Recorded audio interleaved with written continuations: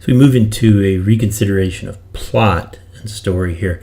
We're going to look at No Country for Old Men to kind of think about how the plot is structured and the movement of individual scenes. But to open up, we're going to think mainly about how the characters here open up a sense of plot, and how setting is perhaps an aspect of plot as well.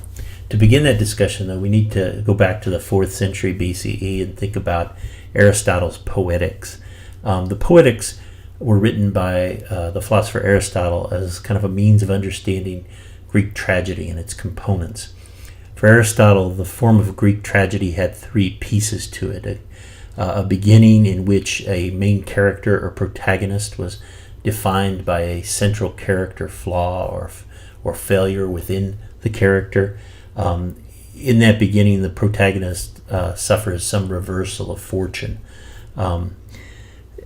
which initiates the second part of the tragedy, the middle, in which that character fights against that change in fortune and tries to escape the consequences of that reversal.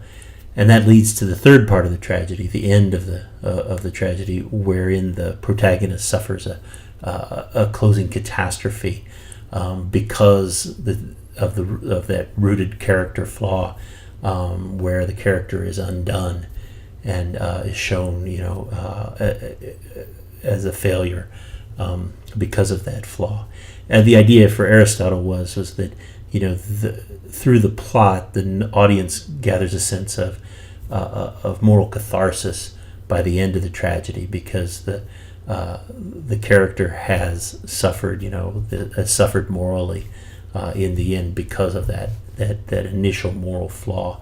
The audience can go home from watching the play or from watching the film with a sense that everything was squared off in the end, that there was a moral to the story by the close of it. Within that sense of tragedy, Aristotle prioritizes plot over character as the central element in storytelling, which is a bit different perhaps than those of us who are used to novels and the history of the novel over the past couple centuries, wherein character has kind of arisen as the main focus of storytelling. Instead here, it's plot, though, for Aristotle. Plot for him is an arrangement of incidents that imitates not human beings but action in life, and it's through good plotting that a tragedy works in the end. That a good tragedy will maintain a sense of unity to its plot versus a chaos where things happen for no apparent reason. That a good tragedy develops a pattern of cause and effect to it, wherein the protagonist, defined by that central flaw, receives the just desserts of his end. We could think about No Country for Old Men here as tragedy, and think about the tragic aspects of it, or how you understand the tragic aspects of it. Is there a unity to the plot, or are there moments of chaos that kind of redefine a sense of story for us as film goers? To open that discussion, we'll think about the central triangle of characters here. Llewellyn Moss, who you might see as the story's hero, Anton Chigurh, who you might see as the story's villain, and Sheriff Ed Tom Bell, who functions as a lawman who's at work and trying to figure out the pattern of violences within the story. It's interesting if you think about violence itself, and how often it's a plotted point in films and novels today. Do you read violence itself as offering an ordered plot to it, or is violence just a kind of chaos that moves through our culture and our lives, and doesn't really offer any kind of moral guidance to us in the end? As he kind of tries to disentangle the violences of this film, Bell has a kind of dread that develops here. So you can think about his place within the story. What's his role within this tale of violence? You can also think about how gun culture itself in the United States offers an aspect of violence as plot. At one point, Moss is described as being a strong believer in the shotgun. In what ways does gun culture offer a means of understanding the ways in which we grasp the plots of violence in our own culture? You can also think of the violence that Shiger displays in his kind of seemingly almost obsessive killings that he does throughout the film. In what ways do you think about his madness, or is there a direction to his obsessive drives here? And then finally, in terms of the violence, this is a conflict over money overall, but how does violence there also define the internal conflicts that the characters feel? Do you see Moss as feeling a sense of internal conflict, or do you see Sheriff Bell as being driven by internal conflict? And is Shiger's seemingly conflictless, his conflictless killings, what ways does that define him as character, and in what ways does that make you kind of rethink the plot here? Three characters. First, Llewellyn Moss, who is partnered up with Carla Jean in this story, so he has a stake in the world. His life with her offers him kind of an anchor in the world. You might see him as kind of a classical hero here in various ways. I mean, he reflects those kinds of the Texas virtues of manhood in some ways, a grace under pressure, like as Hemingway said. He offers a sense of self-reliance. He knows how to get things done.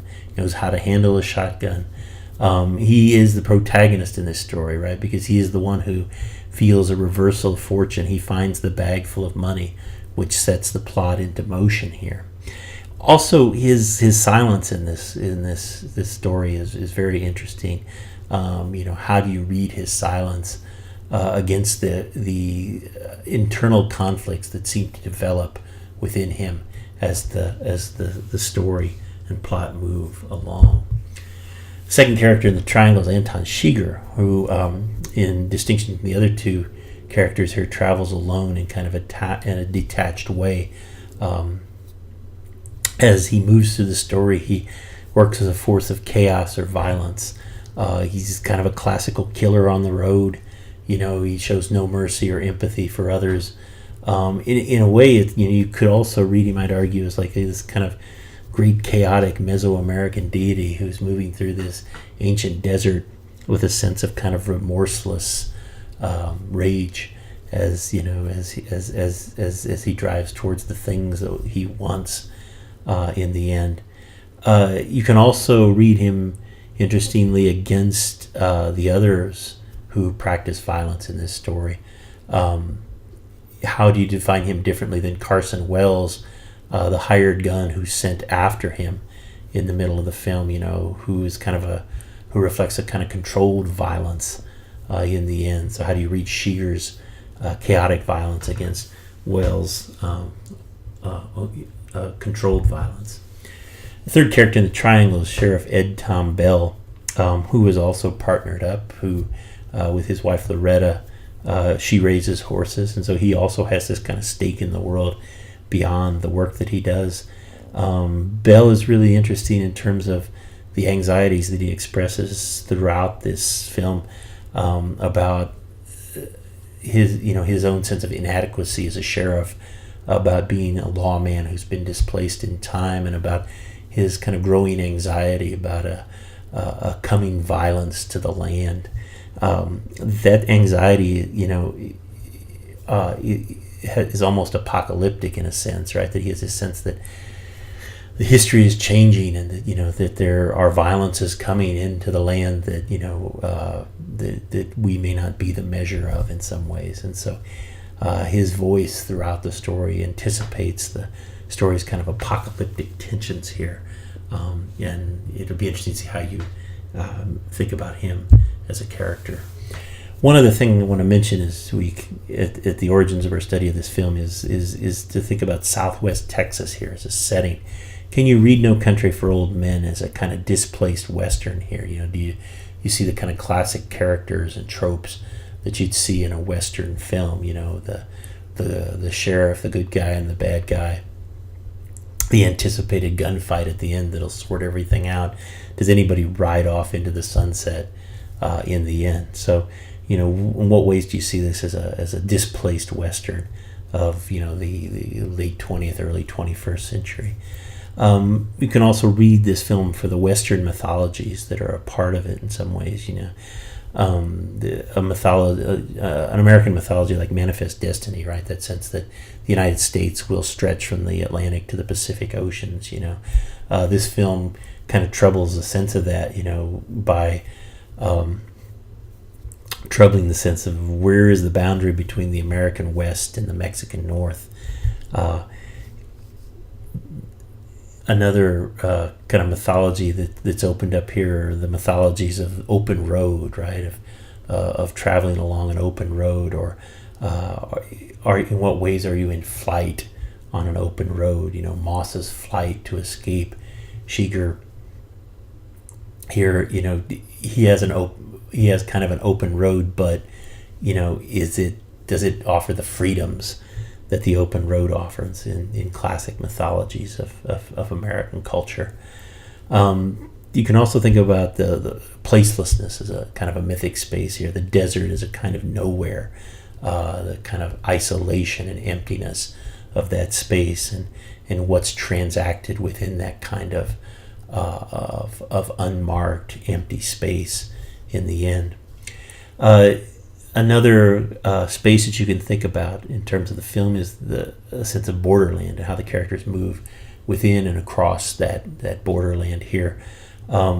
Example would be how El Paso and Ciudad Juarez are depicted in our culture as twin cities, right? That El Paso, Texas, and Ciudad Juarez, Mexico, reflect each other in various kinds of ways.